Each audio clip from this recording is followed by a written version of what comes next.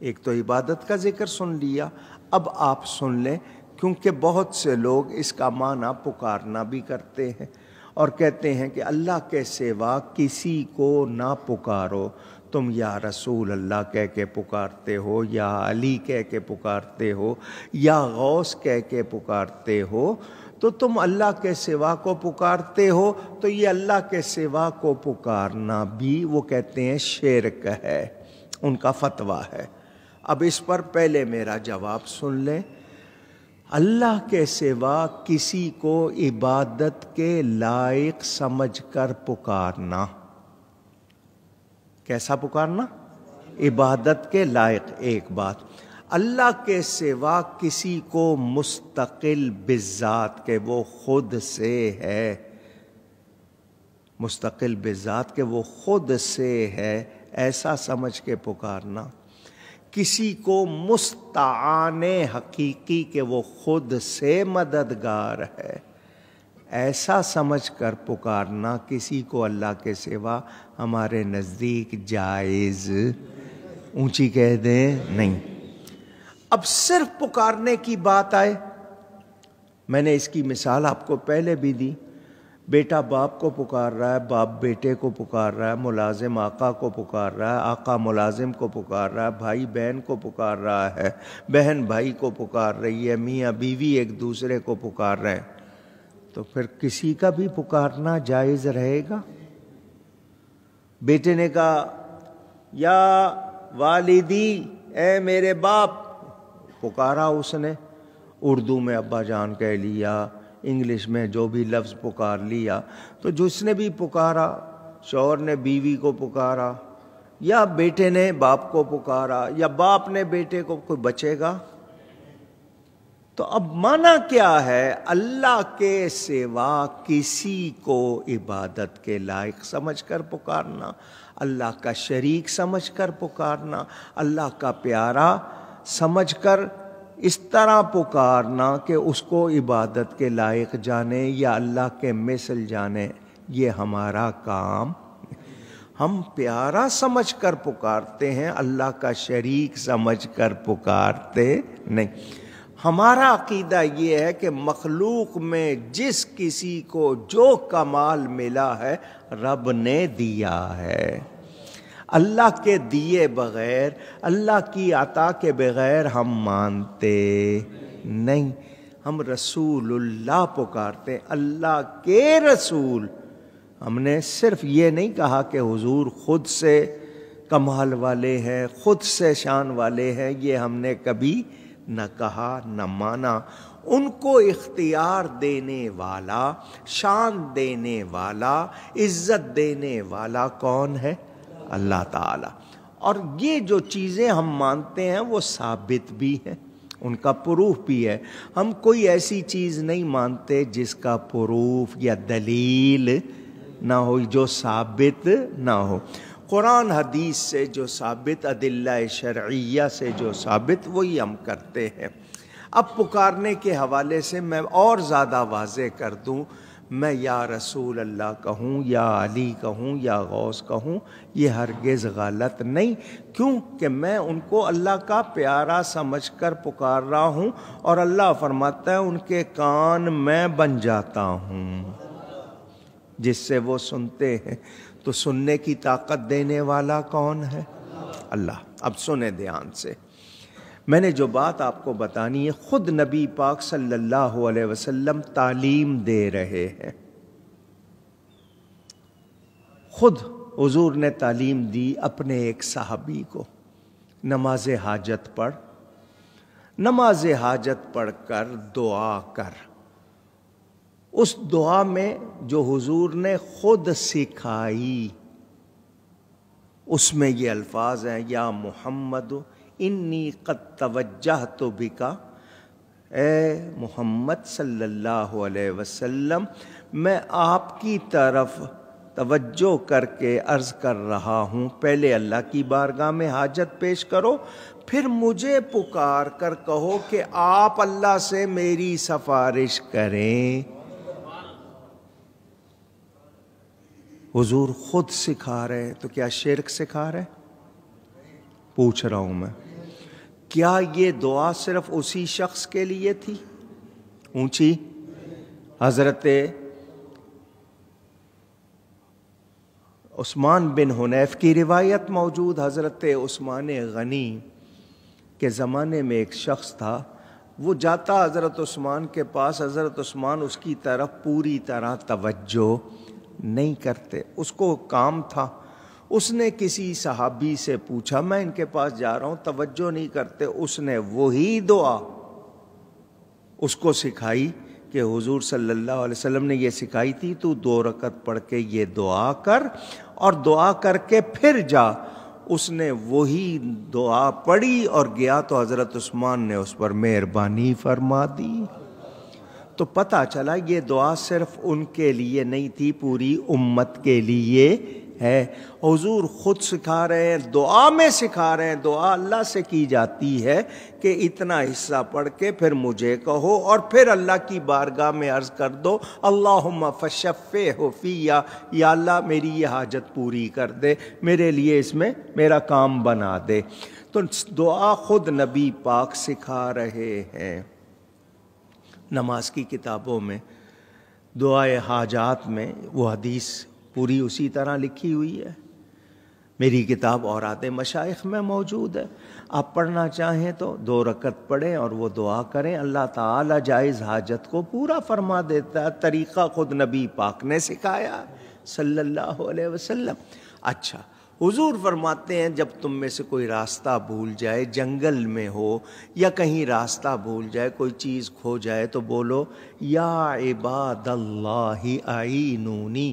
اللہ کے کچھ بندے ہیں وہ فضا میں موجود رہتے ہیں، یا عباد اللہ، ان کو یا کہہ کے پکارو، ان سے مدد مانگو، اعینونی کہ میری مدد کرو۔ ایک حدیث میں ہے اغیثونی، میری فریاد سنو، پوری کرو۔ تو یہ کون سکھا رہا ہے؟ حضور صلی اللہ علیہ وسلم۔ تو کیا نبی شرک سکھا رہے اونچی؟ تو وہ لوگ جو کہتے ہیں اللہ کے سوا کسی کو پکارنا ہی نہیں، تو میں ان سے پوچھوں گا پھر تم ایک دوسرے کو کیوں پکارتے ہو؟ آپس میں بھی ایک دوسرے، وہاں پھر وہ کریں گے ہیر پھیر۔ کیا کریں گے؟ ہیر پھیر۔ نہیں، نزدیک والے کو پکارا جا سکتا ہے، دور والے کو نہیں پکارا جا سکتا، زندہ کو پکارا جا سکتا ہے، مردہ، یہ ہیر پھیر ہے، ان کے پاس اس کا کوئی ثبوت نہیں۔ اب میں یہ کہتا ہوں کہ آپ قبرستان جا کے کیا کہتے ہیں؟ السلام علیکم۔ اب آپ نے ان کو پکارا یا نہیں پکارا؟ زندہ کو پکارا یا مردہ کو؟ یا کہا یا نہیں کہا؟ پکارا یا نہیں پکارا؟ کدھر گیا فتویٰ؟ تو کیوں فتوے لگاتے ہیں؟ کیوں لوگوں کا ذہن خراب کرتے ہیں؟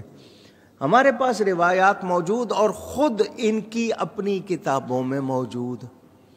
نواب صدیق حسن خان بھوپالی، ان کی شادی ہو گئی تھی بھوپال کی ملکہ سے۔ یہ غیر مقلد تھے اس وقت، کسی امام کو نہیں مانتے تھے۔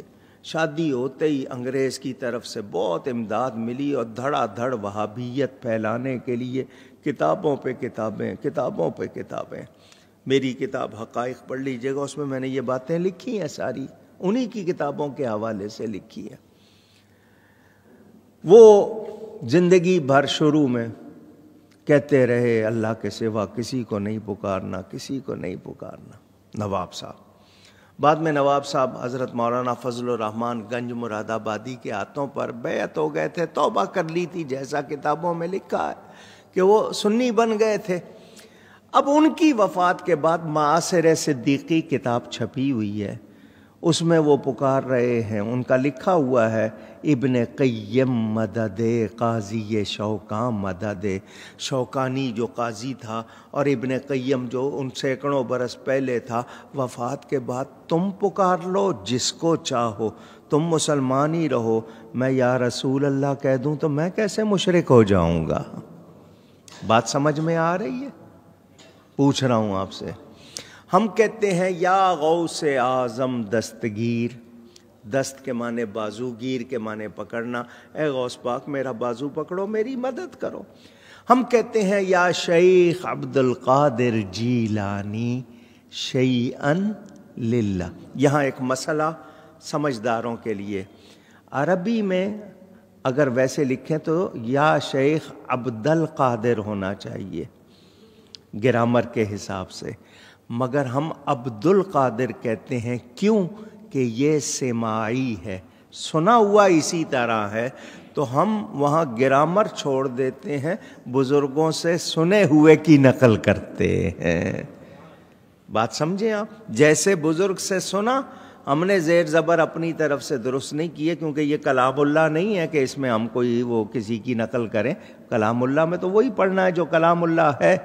تو یہ بزرگوں کی زبان سے چونکہ ایسے نکلا ہے تو وہاں زیر زبر ویسا ہی پڑھیں گے جیسا انہوں نے سنایا.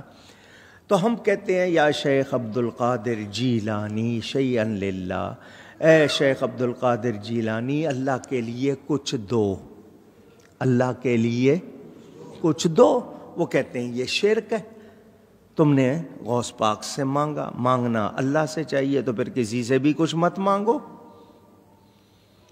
تم کیوں دوسروں سے مانگتے؟ کہیں چندہ مانگ رہے ہو، کہیں ووٹ مانگ رہے ہو، کہیں کھال مانگ رہے ہو، کہیں کیا مانگ رہے ہو، تم بھی مت مانگو. پھر یہ مانگنا کہاں سے؟ پھر اس میں ہیر پھیر شروع کر دیتے ہیں. تو ہیر پھیر نہیں چلیں گے، مسئلہ رہے گا. یہ ہیر پھیر کرنے سے تبدیلی نہیں ہوگی. دھیان سے سن لیں. ہم جب کہتے ہیں یا شیخ عبد القادر جیلانی شیئن للہ، کیا مطلب؟ اے غوث پاک، آپ کو اللہ تعالیٰ نے اپنے خزانے عطا فرمائے، اللہ کے دیے ہوئے میں سے ہمیں کچھ دو. اچھا، اگر اس کو آپ کہیں کہ نہیں یہ غلط ہے، تو پھر فقیر آپ سے آ کے مانگتا ہے اللہ کے لیے کچھ دو، کیا کہتا ہے؟ یہی کہتا ہے نا، اللہ کے لیے، خدا را اللہ کے لیے، للہ کہتا ہے یا نہیں کہتا؟ تو پھر جائز ہوگا. آپ سے مانگ لے تو جائز، غوث پاک سے مانگے تو کیسے ناجائز؟ سمجھ رہے ہیں بات کو؟ اچھا، قرآن میں واتقوا اللہ الذی تساءلون، ڈرو اس اللہ سے جس کا نام لے کے مانگتے ہو. کیا مطلب اللہ کے نام کا لے کے کھاتے بھی اور پھر غلط کرتے ہو؟ یہ ان کو آیت یاد نہیں ہے. تو جو کہتے ہیں نہیں اللہ کے سوا کسی کو مت پکارو، تو پھر تم بھی مت پکارو. پھر ہیر پھیر نہ کرو کہ جی یہ زندہ ہے، یہ مردہ ہے، یہ قریب ہے، یہ دور ہے. آج سائنس بہت کچھ تمہیں سکھا رہی ہے. تم نے روحانیات کا انکار کیا، آج سائنس نے بتا دیا میرے نبی کی ہر بات سچی ہے، اللہ والوں کی ہر بات درست ہے. جو شریعت کے مطابق، سنت کے مطابق، اس کو غلط کہنا یہ تمہاری ہٹ درمی ہے، ضد ہے، جہالت ہے. تم اس میں سچے ہو سکتے نہیں. اللہ والے پکارتے آئے ہیں، آج بھی پکار رہے ہیں. اور یہ یا کا لفظ، اس پر بھی آپ کو کتنی مرتبہ سنا دیا. اللہ تعالیٰ نے حضرت ابراہیم کو فرمایا کعبہ بناؤ، انہوں نے کہا، اللہ کا حکم پورا کر دیا. اللہ نے فرمایا وَأَذِّن فِي النَّاسِ بِالْحَجِّ، تمام لوگوں میں حج کی، لوگوں کو بلاؤ حج کے لیے، پکارو. اب مکہ میں 5,500 سال پہلے حضرت ابراہیم پہاڑی پر کھڑے ہو رہے. مکہ کی آبادی اس وقت کتنی تھی؟ 1,000، 500، 2,000، 3,000، 4,000.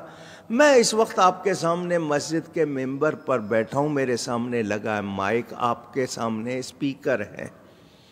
میرے سامنے سے یہ مائک ہٹا دیں، ادھر سے اسپیکر ہٹا دیں، میں بولوں گا، قریب کے لوگ سن لیں گے، پیچھے والوں کو آواز پوری طرح نہیں آئے گی. میں زور سے بولوں گا تو پھر میری اپنی آواز چلی جائے گی، خشک ہو جائے گی. یہی ہوگا نا. میں اس میں پکار رہا ہوں. آج کل آپ کے ہاں آلے آ گئے، آپ نے ڈائریکٹ ٹیلی فون پہ لائیو لگا دیا، دنیا دیکھ رہی ہے، سن رہی ہے. اب میں یہاں سے بول رہا ہوں، یہ لگے ہوئے ہیں کیمرے، پوری دنیا میں جس نے اس وقت ہم جوڑا ہوا ہے لنک، وہ میری تقریر سن رہا ہے. حالانکہ میں یہاں سے آواز لگاؤں وہاں آواز جا سکتی، مگر اس آلے نے بتا دیا پہنچ سکتی ہے. تو جب مادیات کا یہ عالم ہے جسے اللہ حکم دے، اللہ فرمائے کہ ان کا زبان میں بن جاتا ہوں. حضرت ابراہیم کلام کر رہے ہیں اور الناس تمام انسانوں کو حج کے لیے بلانے کا اللہ فرما رہا ہے۔ حضرت ابراہیم یہ کہتے ہیں مولا میرے سامنے تو میری آواز 10 کو جائے گی، 15 کو جائے گی، 50 کو جائے گی، 100 کو جائے گی۔ مکہ کی آبادی کتنی، اور پھر دنیا بھر میں انسان، کو ماں کے پیٹ میں ہے، کو باپ کی پشت میں ہے، مولا سب کو میری آواز کیسے جائے گی؟ جواب ملا آواز تم لگاؤ پہنچائیں گے ہم۔ حضرت ابراہیم نے پکارا، یہ بات جو میں سنا رہا ہوں سارے دنیا کے جتنے بھی لوگ ہیں سب مسلمان کہلانے والے سب مانتے۔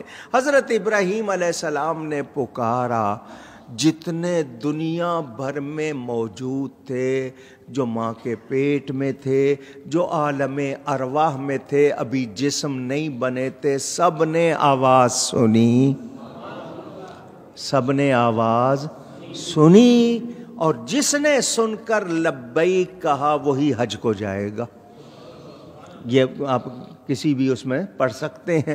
تو اب حضرت ابراہیم پکار رہے ہیں، ان کے سامنے سب نہیں ہیں، مگر سب کو پکارا یا نہیں پکارا؟ پوچھ رہا ہوں، سارے موجود تھے یا اکثر غائب تھے؟ اکثر غائب تھے، انہوں نے پکارا۔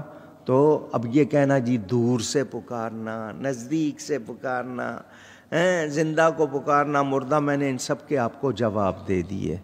ان کی باتوں کی یہ ہیر پھیر ہیں، کوئی حقیقت نہیں۔ بس خلاصہ، اللہ کے سوا کسی کو اس طرح پکارنا کہ اس کو عبادت کے لائق سمجھے، یا اس کو خود سے مددگار مانے، یا اس کو حقیقی طور پر مدد کرنے والا مانے، یا وہ کہیں کہ وہ خود سے ایسا اگر کریں گے تو جائز نہیں، اور اللہ کا پیارا سمجھ کر، اللہ کا محبوب سمجھ کر پکاریں تو منع خود حضور نے سکھایا، خود نبی پاک صلی اللہ علیہ وسلم نے سکھایا ہے۔ اگر کوئی اس کو شرک کہتا ہے تو اس کا دماغ درست نہیں۔ تو فتویٰ دیتے وقت شریعت اور سنت کو سامنے رکھنا چاہیے، اپنی طبیعت کو نہیں۔ تو جو لوگ یہ کہتے ہیں کہ اللہ کے سوا کسی کو پکارنا، میں نے اس کا بھی جواب دے دیا، اور عبادت اللہ کے سوا کسی کی ہو سکتی نہیں۔ حضور صلی اللہ علیہ وسلم کو پکارنے کے بارے میں یا ولیوں کو پکارنے کے بارے میں اگر پڑھنا ہو، میں نے آپ کو پہلے بھی کہا تھا، میرے والد صاحب کی کتاب راہ حق زیادہ موٹی نہیں ہے، اس میں یہ مسئلہ انہوں نے پوری طرح لکھ دیا ہے، جس کا دل چاہے پڑھ لے۔ بعد از وفات پکارنے کا بھی، قریب اور دور پکارنے کا بھی، میں نے اس کا بھی جواب مختصراً دے دیا۔ پکارنے والے پکارتے ہیں اور آج بھی ان کو فیضان ملتا